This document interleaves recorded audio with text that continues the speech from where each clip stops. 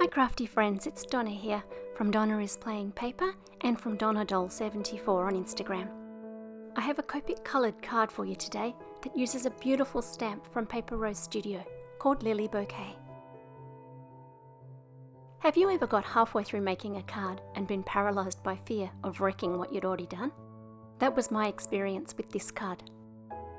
But let's get on with making it.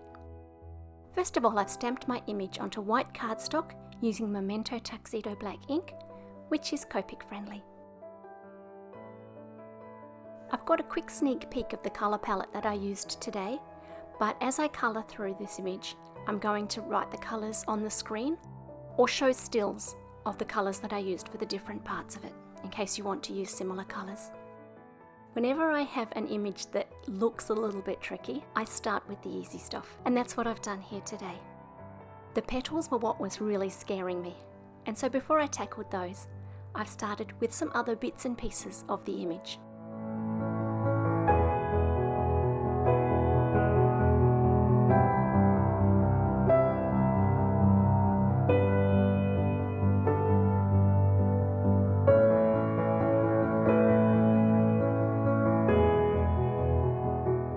I've chosen a set of 2 leaves here to colour for the camera. One of them is a straight leaf, where I've just put my darker colours in the centre of the image and worked my way out to lighter, and the other leaf sits in the background, and so it's required a little bit more darker shading right where it sits under the other leaf. By adding darker colours here, I've been able to push it back into the background.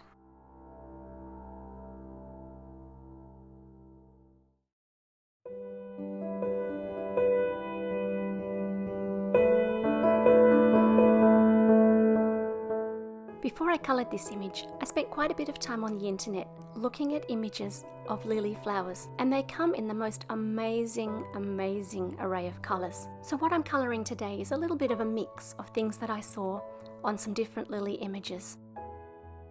And here are the markers that I used to colour the petals. There's a lot of markers here, and you could probably get away with using one of the darks, one of the mids, one of the lights, and the yellow for the outside, but having those extra colours just meant that the blending was very smooth and easy to do.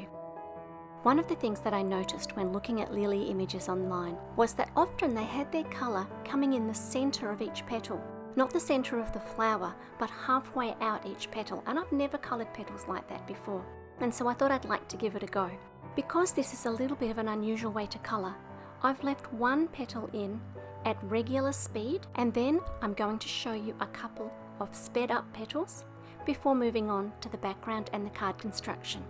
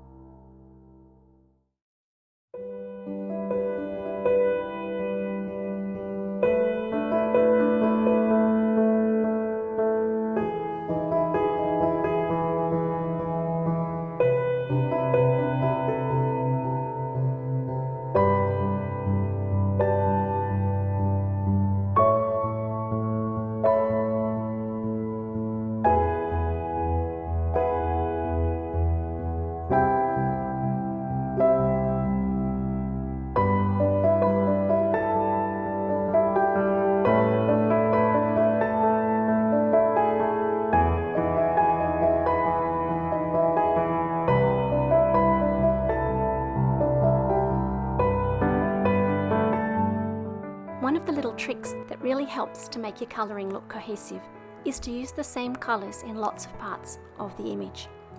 And so when it came to colouring the stems, and I wanted really deep, rich green, rather than pulling a different green into the mix, I've chosen one of the reds that I used for the petals. So a little bit of red is going to really deepen and enrichen my green. Before I do that on the actual image, I just wanted to have a little try and work out which red I thought would give me the effect I wanted.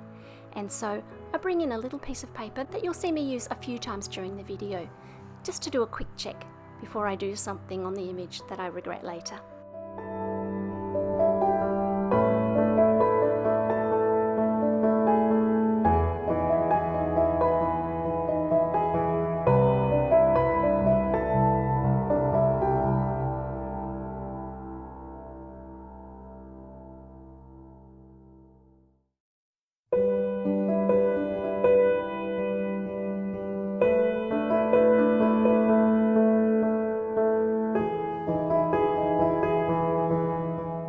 When it came to the flower buds, I used the same layering technique. Unfortunately, my video cut out right in the middle of doing it, but I did manage to get some footage of the underlayering of the green that's going to get pink over the top.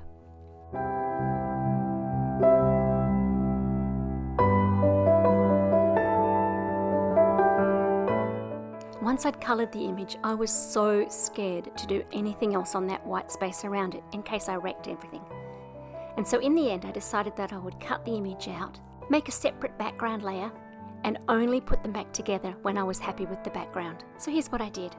I've used the fishnet stencil from Paper Rose Studio, and a pale pink ink, and a nice bright yellow.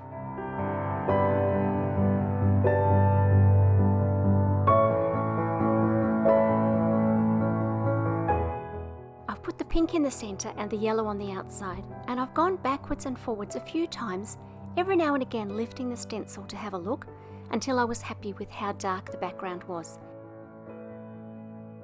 I wanted that cross-hatching pattern definitely visible, but I didn't want it to overpower the front image.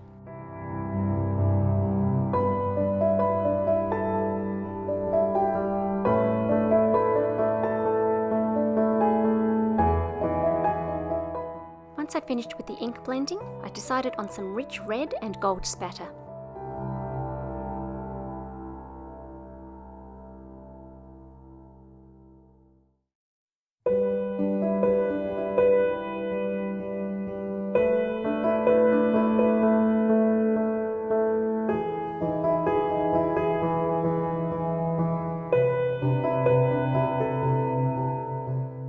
You can find links to the different products that have been used in this video in the box below. There are links to the products in the Paper Rose Studio store here in Australia, and also some links in the USA. The sentiment for this card is in two parts, and it comes from the All Occasions sentiments.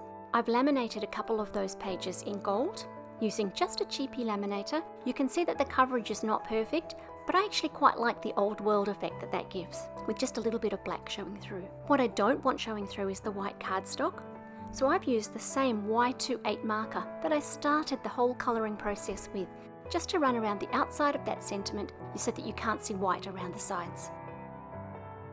I have some gold shimmer cardstock that I have used to back the image and also to back the white sentiment because it got a little bit lost on the image without a backing. And I've used foam tape to pop most things up, and I've just included a little bit of footage of that last sentiment where I've alternated foam tape and regular glue so that it sits up and down over the image where I've placed it on the card. I'm going to leave you with some pictures of the finished card from a few different angles. Until next time, I hope that you stay happy and healthy, and I look forward to spending time with you again very soon. Bye for now.